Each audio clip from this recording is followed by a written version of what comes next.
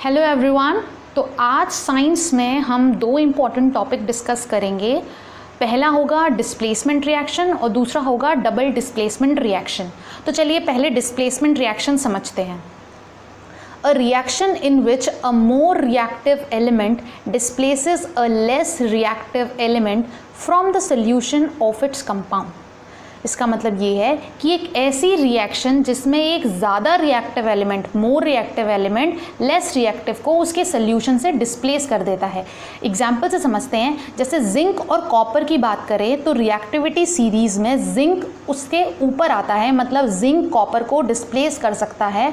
तो यहाँ जिंक क्या करेगा, कॉपर को की जगह आ जाएगा और यहाँ पे ZnSO4 बन जाएगा और कॉपर अलग निकल जाएगा। एक तरह से ये इसे इसकी जगह पर आ जाता है, इसी को बोलते हैं डिस्प्लेस करना। तो वहीं से नाम आया है डिस्प्लेसमेंट रिएक्शन।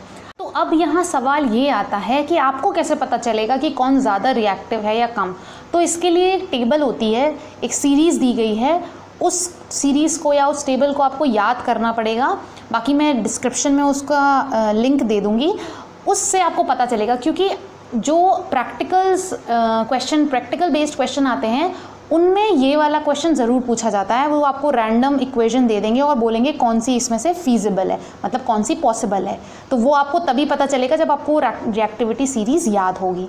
ठीक है, तो अब बढ़ते हैं हम दूसरे टॉपिक पे, जो कि है double displacement reaction. Double displacement reaction देखते हैं। The reaction in which two different ions in the reactant molecules are displaced by each other। तो यहाँ क्या होगा, काम वही होगा, डिस्प्लेस बिल्कुल पहले जैसा ही होगा, लेकिन यह डबल होगा, मतलब दो पेयर्स होंगे। जैसे Na2SO4 में आप देख रहे हैं एक सोडियम का आयन है, एक सल्फेट का आयन है।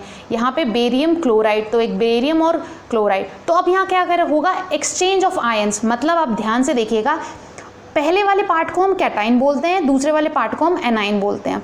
तो होगा क्या कि एक का कैटाइन दूसरे के एनाइन से जाके जुड़ जाएगा। तो यहाँ पे Na कैटाइन है और ये इसका एनाइन क्या है, पीछे वाला पार्ट, तो NaCl बन जाएगा और बाकी जो बचेगा कैटाइन और इसके एनाइन से जुड़ जाएगा। ध्यान क्या रखना है कि पहले हम कैटाइन लिखते हैं, बाद में हम एनाइन लिखते हैं। ठीक है, तो अगर एक तरीके से देखें तो क्या हुआ, BaSO4, अगर मैं इसको ऐसे डॉटेड कर दूं तो आपको ज़्यादा अच्छे से समझ में आएगा। BaSO4 पहले बन गया। अब SO4 Ba नहीं लिखना है, क्योंकि मैंने अभी बताया कि कैटाइन पहले लिखते हैं और एनाइन बाद में। तो BaSO4 बन गया, फिर NaCl बन गया। अब ये Na2Cl2 क्यों नहीं लिखा, तो ये आपको स्टार्टिंग के जो लेक्चर्स थे वहाँ मैंने आपको ये क्रिस क्रॉस वाला मेथड समझाया था, जहाँ पे आपको वैलेंसी वाले टेबल याद करनी थी। तो वहाँ से आपको ये चीज़ समझ में आ जाएगी। तो यहाँ पे ये बन गया, तो इसे बोलेंगे सोडियम सल्फेट, इसे बोलेंगे बेरियम क्लोराइड, इसे बोलेंगे बेरियम सल्फेट, और ये है सोडियम क्लोराइड। अब एक नोट पॉइंट देख लेते हैं हम।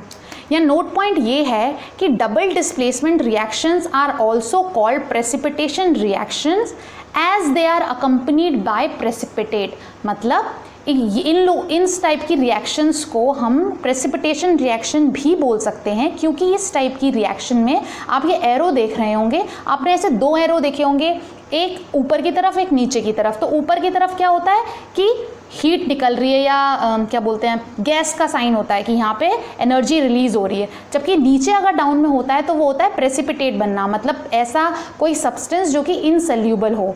तो इस टाइप की रिएक्शन को हम प्रेसिपिटेशन रिएक्शन भी बोलते हैं। तो आई होप आप लोगों के सारे डाउट्स क्लियर हो गए होंगे इस दो टॉपिक से रिलेटेड। बाकी अगर आपको ये वीडियो हेल्पफुल लगी हो तो आप इसे लाइक करिए, शेयर करिए अपने फ्रेंड्स के साथ और चैनल को करिए subscribe. Thank you so much. जय हिंद।